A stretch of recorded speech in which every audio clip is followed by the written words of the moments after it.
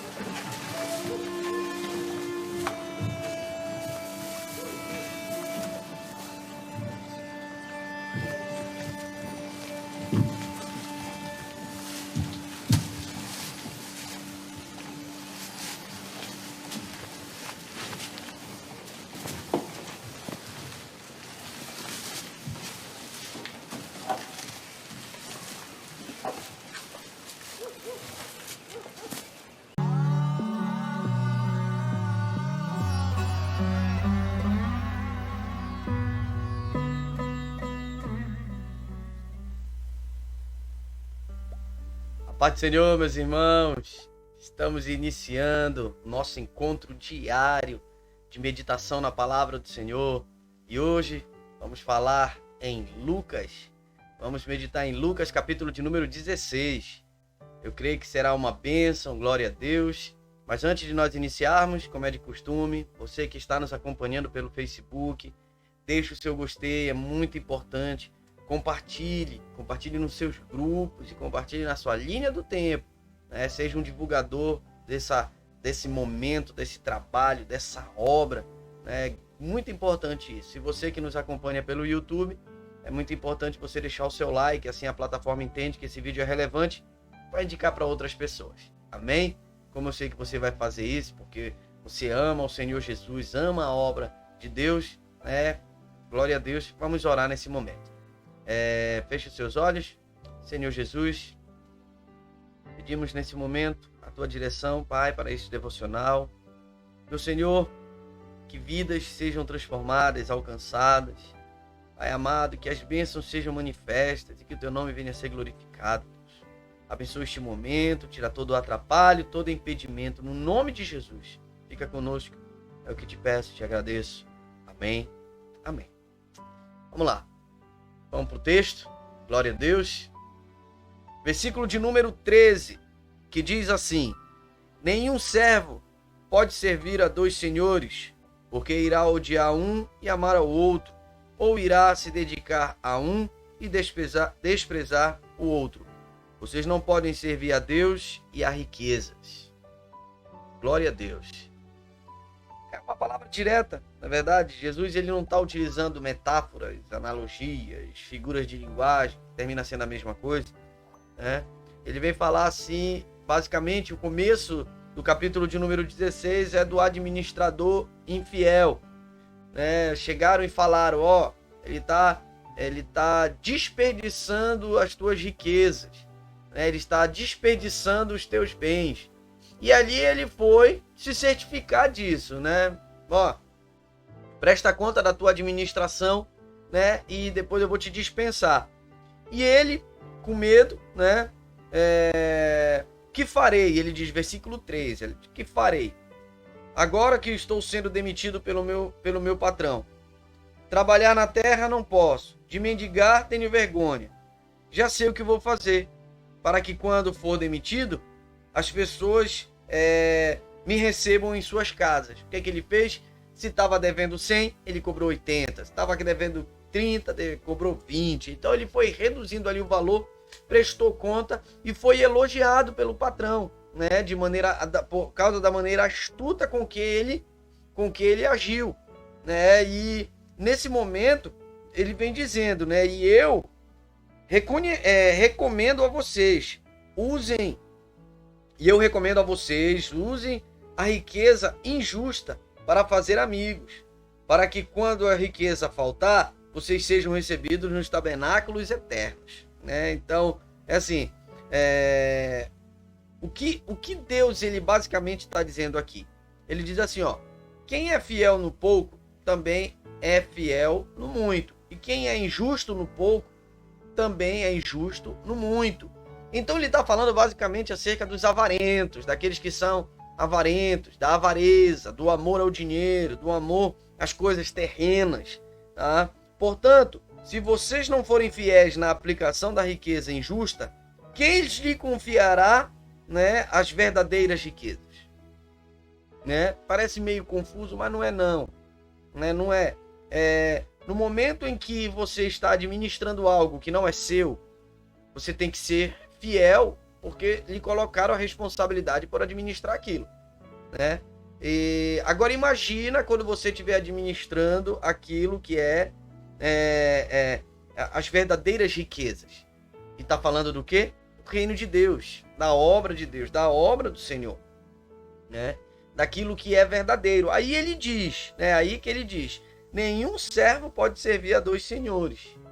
Né? Ou ele é fiel, né? Ou ele vai amar um e odiar o outro, né? Ele tem que ser fiel, né? Fiel até o fim ao Senhor, né? Porque ele diz, há dois senhores, porque irá odiar um e amar o outro, ou irá se dedicar a um e desprezar o outro. Vocês não podem servir a Deus e a riqueza. Porque é basicamente isso que ele está falando desse administrador infiel. Ele está falando daqueles que têm amor ao dinheiro. Basicamente isso, o amor ao dinheiro. E olha o que ele fala, logo em seguida, inicia o versículo de número 14. Ele vem falar acerca dos fariseus, que eram extremamente avarentos.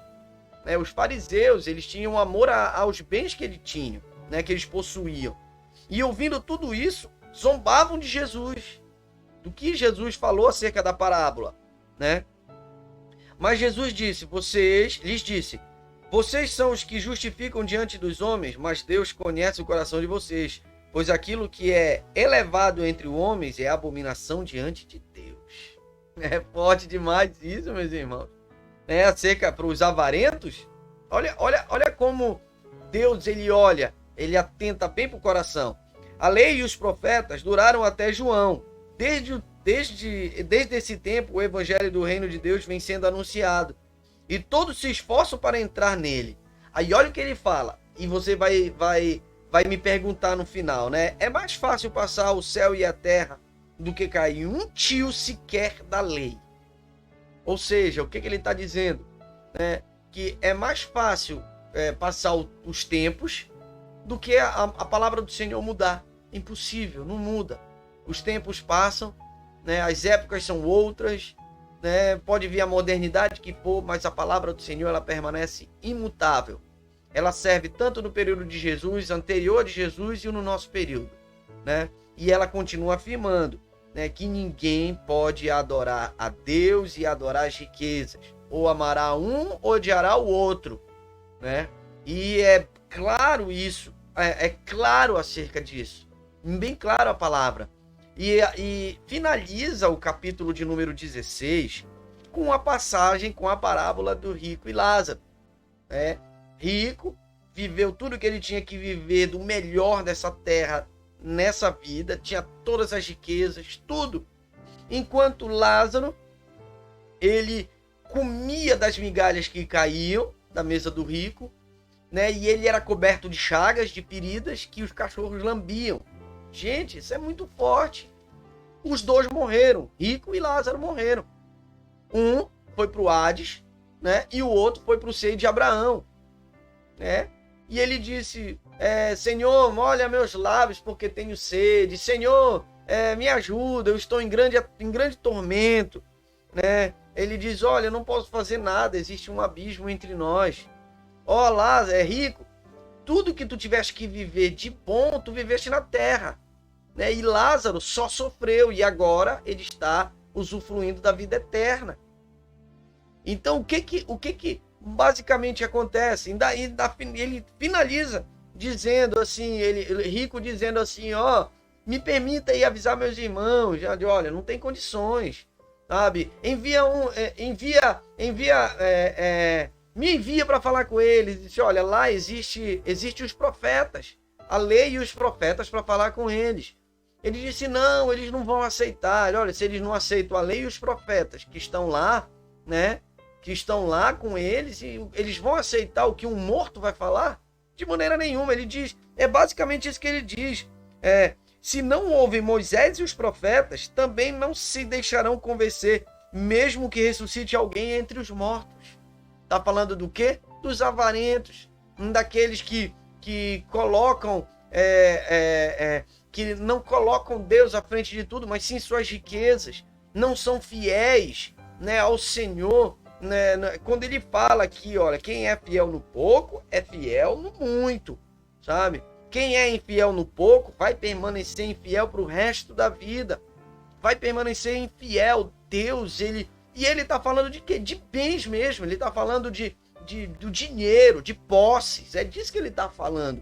Né? Ele finaliza a parábola de Rico e Lázaro trazendo uma menção direta: quem é o Deus que nós servimos? Se nós somos apegados, né, às riquezas, aos bens materiais, sabe? Isso é motivo de muito crente viver na prova, sabe? Viver na prova, não conseguir sair da prova. Por quê? Porque se puder ostentar um pouquinho mais, esse vai sair, vai esquecer do Senhor, vai se desviar, sabe? Vai ficar fora do reino de Deus. E Deus, em nome disso, chama-se misericórdia. Porque assim o Senhor não permite que esses se desviem. Por isso que vivem na prova, sabe? Deus, ele permite certas situações na vida de alguns crentes justamente por isso, sabe? Mas o que Deus, ele quer de nós? Ele quer que nós olhemos. Não é que ter posses, dinheiro, ter uma vida financeira tranquila seja pecado. Muito pelo contrário. Se nós formos ver a passagem do jovem rico, né, ele tinha bens, ele tinha posses, ele cumpria a lei do Senhor integralmente. Jesus, ele provou a fé dele. Vai, vende tudo que tu tens, dá aos pobres, depois vem e segue-me. O que ele fez? Baixou a cabeça triste, virou as costas e foi embora. Por quê? Porque ele era muito rico. E naquela situação, o Deus dele não era o Senhor, mas sim suas riquezas. Como é difícil um rico entrar no reino de Deus. Jesus, ele falou naquele momento. Então, o que essa passagem no capítulo de número 16 basicamente está falando é cerca do amor ao dinheiro, do amor aos bens materiais. Que nós não venhamos nos apegar às coisas que são corruptíveis, em que a traça corrói, em que, sabe, é corroído pelo tempo, sabe? Nós não devemos dar importância a isso, mas devemos acumular riquezas para a vida eterna, que é a própria palavra de Deus, a própria palavra do Senhor. Né? O que Deus nos ensina é para a vida eterna, e o que ele passa para nós diariamente é para que nós estejamos todos os dias reafirmando o nosso carimbo no passaporte para a glória eterna com Deus.